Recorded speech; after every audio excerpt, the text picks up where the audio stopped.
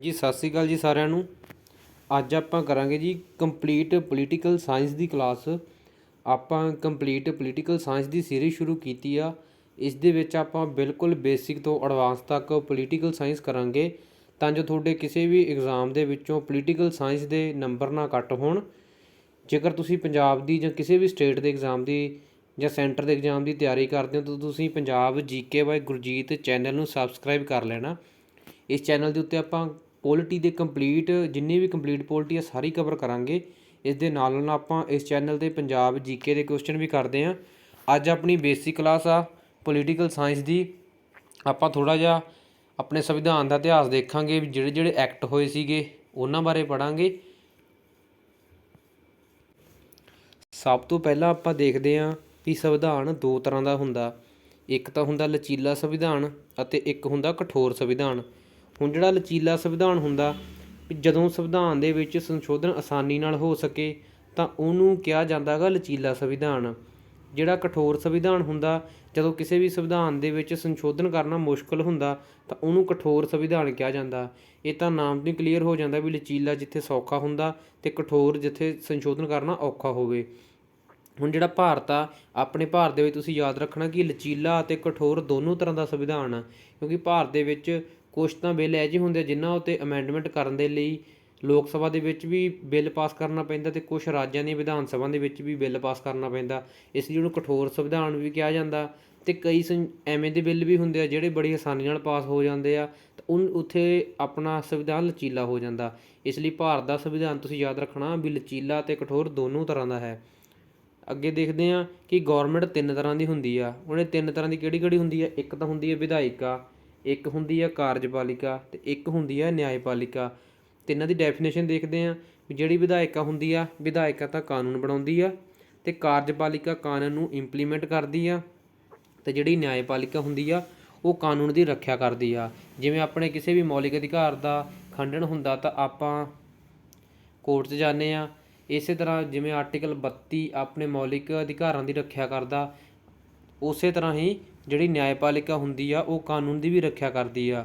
ਅਤੇ ਜਿਹੜਾ ਸਰਕਾਰ ਦਾ ਚੌਥਾ ਥੰਬ ਆ ਉਹ ਮੀਡੀਆ ਨੂੰ ਕਿਹਾ ਜਾਂਦਾ। ਇਹ ਇੰਪੋਰਟੈਂਟ ਕੁਐਸਚਨ ਆ ਵੀ ਸਰਕਾਰ ਦਾ ਚੌਥਾ ਥੰਬ ਕਿਹਨੂੰ ਕਿਹਾ ਜਾਂਦਾ? ਤਾਂ ਸਰਕਾਰ ਦਾ ਚੌਥਾ ਥੰਬ ਕਿਹਾ ਜਾਂਦਾ ਮੀਡੀਆ ਨੂੰ।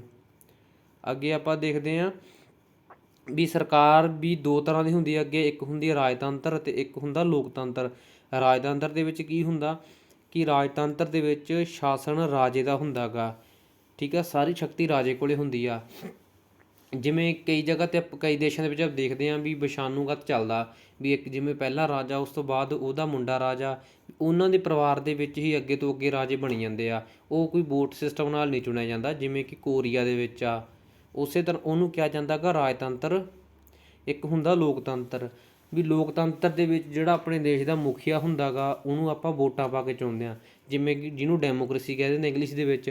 ਤਾਂ ਲੋਕਤੰਤਰ ਆ ਭਾਰਤ ਦੇ ਵਿੱਚ ਆਪਣੇ ਲੋਕਤੰਤਰ ਆ। ਆਪਾਂ ਵੋਟਾਂ ਪਾ ਕੇ ਆਪਾਂ ਵੋਟ ਪਾ ਕੇ MLA MP ਨੂੰ ਚੁਣਦੇ ਹਾਂ ਅਤੇ ਉਹ ਜਾ ਕੇ ਅੱਗੇ PM ਨੂੰ ਚੁਣਦੇ ਆ, ਠੀਕ ਆ। ਅਤੇ ਜਿੰਨਾ ਚਿਰ ਸਰਕਾਰ ਬਹੁਮਤ ਦੇ ਵਿੱਚ ਹੁੰਦੀ ਆ ਉਨਾ ਚਿਰ ਹੀ ਉਹ ਸਰਕਾਰ ਬਣੀ ਰਹਿੰਦੀ ਆ। ਭਾਰਤ ਦੇ ਵਿੱਚ ਲੋਕਤੰਤਰ ਆ ਕਿਉਂਕਿ ਇੱਥੇ ਆਪਾਂ ਵੋਟ ਪਾ ਕੇ ਆਪਣਾ ਪ੍ਰਧਾਨ ਮੰਤਰੀ ਚੁਣਦੇ ਹਾਂ। ਕੁਛ ਦੇਸ਼ਾਂ ਦੇ ਵਿੱਚ ਰਾਜਤੰਤਰ ਵੀ ਹੈਗਾ ਗਾ। ਤੁਸੀਂ ਯਾਦ ਰੱਖਣਾ ਵੀ ਰਾਜਤੰਤਰ ਅਤੇ ਲੋਕਤੰਤਰ ਦੀ ਡੈਫੀਨੇਸ਼ਨ ਕੀ ਹੁੰਦੀ ਆ।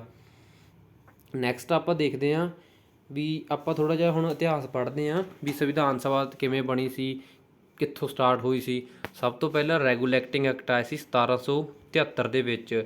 ਇਸ ਐਕਟ ਰਾਹੀਂ ਬ੍ਰਿਟਿਸ਼ ਸਰਕਾਰ ਨੇ ਕੰਪਨੀ ਦੇ ਸ਼ਾਸਨ ਨੂੰ ਕੋਰਟ ਆਫ ਡਾਇਰੈਕਟਰ ਜਿਹਨੂੰ COD ਕਿਹਾ ਜਾਂਦਾ ਸੀ ਉਹਦੇ ਅਧੀਨ ਕਰ ਲਿਆ ਸੀਗਾ। ਉਸ ਤੋਂ 1773 ਤੋਂ ਪਹਿਲਾਂ ਕੀ ਹੁੰਦਾ ਸੀਗਾ ਵੀ ਭਾਰਤ ਉੱਤੇ ਕੰਪਨੀ ਸ਼ਾਸਨ ਕਰਦੀ ਹੁੰਦੀ ਸੀ। ਜਿਹੜੀ ਈਸਟ ਇੰਡੀਆ ਕੰਪਨੀ ਸੀਗੀ ਉਹ ਭਾਰਤ ਉੱਤੇ ਸ਼ਾਸਨ ਕਰਦੀ ਸੀ।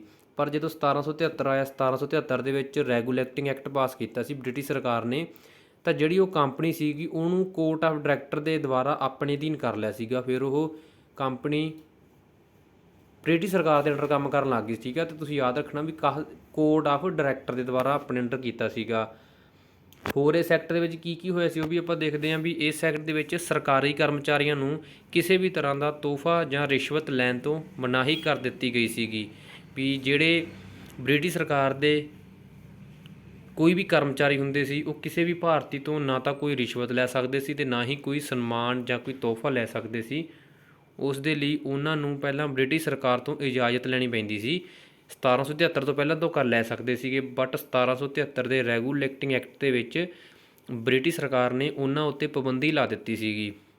ਅਤੇ ਜਿਹੜਾ ਕਲਕੱਤਾ ਦੇ ਵਿੱਚ ਸਰਵੋੱਚ ਨਿਆਲਿਆ ਬਣਿਆ ਸੀਗਾ, ਜਿਹੜਾ ਕਲਕੱਤਾ ਹਾਈ ਕੋਰਟ ਬਣਿਆ ਸੀ, ਉਹ 1774 ਦੇ ਵਿੱਚ ਬਣਿਆ ਸੀ। ਪਰ ਉਹਨੂੰ ਉਹ ਲਾਗੂ ਕਦੋਂ ਕੀਤਾ ਸੀ? ਰੈਗੂਲੇਟਿੰਗ ਐਕਟ 1773 ਦੇ ਵਿੱਚ ਕਿਹਾ ਸੀ ਵੀ ਕਲਕੱਤਾ ਦੇ ਵਿੱਚ ਹਾਈ ਕੋਰਟ ਬਣੂਗਾ, ਅਤੇ ਉਹ ਹਾਈ ਕੋਰਟ 1774 ਦੇ ਵਿੱਚ ਬਣਿਆ ਸੀ। ਇਹ ਗੱਲਾਂ ਸੀਗੀਆਂ ਰੈਗੂਲੇਟਿੰਗ ਐਕਟ 1773 ਤੋਂ ਰਿਲੇਟਡ।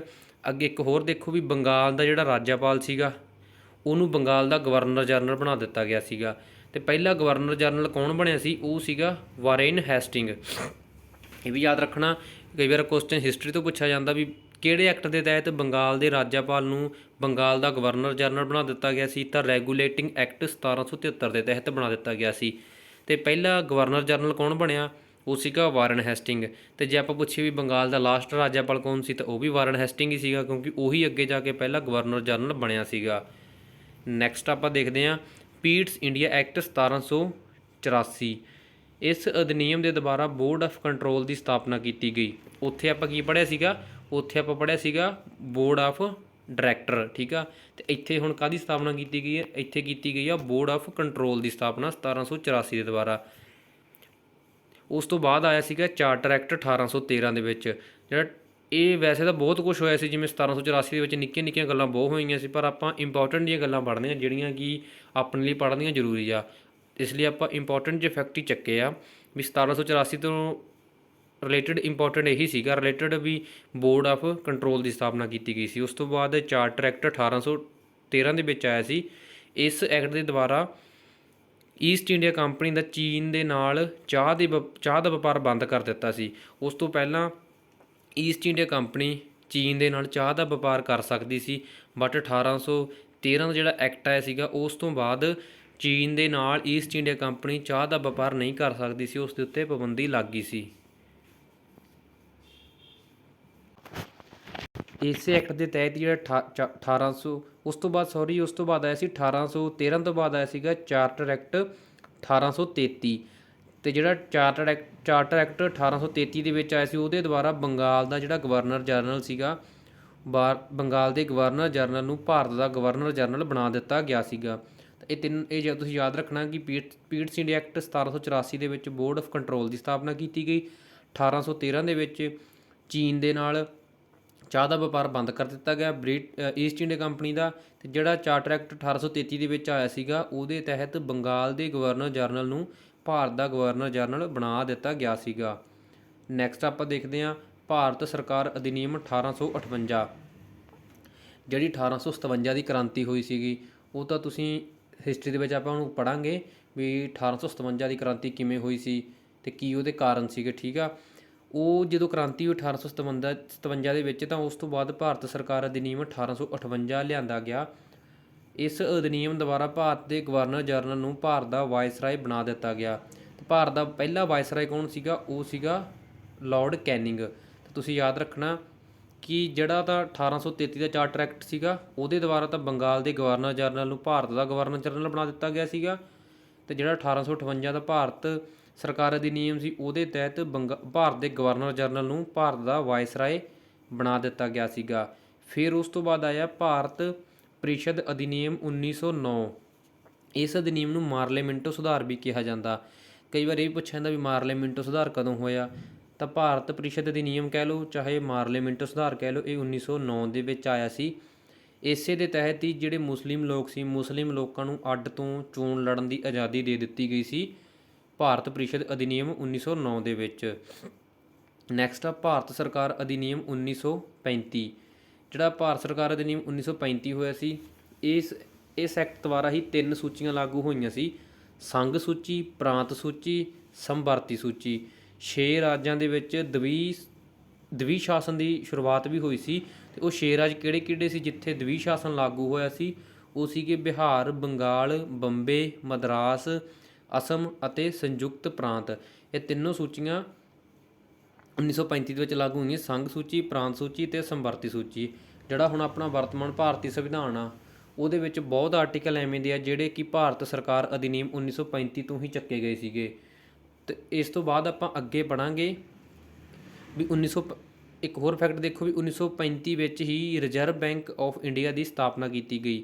ਤਾਂ RBI ਦੀ ਸਥਾਪਨਾ ਕੀਤੀ ਗਈ ਸੀ 1935 ਦੇ ਵਿੱਚ, ਪਰ ਜਿਹੜਾ RBI ਐਕਟ ਅਧਿਨਿਯਮ ਸੀਗਾ ਇਹ ਸੀਗਾ 1934 ਦਾ। ਜੇ ਇੱਥੇ ਕੁਐਸਚਨ ਆਵੇ ਨਾ ਵੀ ਵੀ ਇਹ ਐਕਟ RBI ਐਕਟ ਕਦੋਂ ਦਾ ਸੀਗਾ, ਤਾਂ ਇਹ ਐਕਟ ਤਾਂ ਸੀਗਾ 1934 ਦਾ, ਪਰ RBI ਦੀ ਸਥਾਪਨਾ ਕੀਤੀ ਗਈ ਸੀਗੀ 1935 ਦੇ ਵਿੱਚ। ਤਾਂ ਇਹ ਸੀ ਜੀ ਆਪਣੀ ਅੱਜ ਦੀ ਆਪਣੀ ਪੋਲੀਟੀਕਲ ਸਾਇੰਸ ਦੀ ਬੇਸਿਕ ਕਲਾਸ। ਕੱਲ੍ਹ ਤੋਂ ਆਪਾਂ ਪੜ੍ਹਾਂਗੇ ਕਿ ਸੰਵਿਧਾਨ ਸਭਾ ਦਾ ਨਿਰਮਾਣ ਕਿਵੇਂ ਹੋਇਆ ਸੀ, ਕਿਹੜੀਆਂ ਸਮਿਤੀਆਂ ਬਣੀਆਂ ਸੀ। ਇਹ ਥੋੜ੍ਹਾ ਜਿਹਾ ਇਤਿਹਾਸ ਸੀਗਾ, ਤੁਸੀਂ ਇਹਦੇ ਵਿੱਚੋਂ ਇੰਨੇ ਜ਼ਿਆਦਾ ਕੁਐਸਚਨ ਨਹੀਂ ਬਣਦੇ, ਇਸ ਲਈ ਆਪਾਂ ਇਹਨੂੰ ਇੰਨਾ ਡੀਪ ਦੇ ਵਿੱਚ ਨਹੀਂ ਕੀਤਾ। ਇਹ ਆਪਣੀ ਅੱਜ ਦੀ ਬੇਸਿਕ ਜੀ ਕਲਾਸ ਸੀਗੀ। ਤੁਸੀਂ Punjab GK by Gurjeet channel ਨੂੰ ਸਬਸਕ੍ਰਾਈਬ ਕਰ ਲੈਣਾ। ਇਸ ਚੈਨਲ ਦੇ ਉੱਤੇ ਹੁਣ ਆਪਾਂ ਪੂਰੀ ਡੀਪ ਦੇ ਵਿੱਚ ਕੰਪਲੀਟ ਪੋਲੀਟੀਕਲ ਸਾਇੰਸ ਕਰਾਂਗੇ।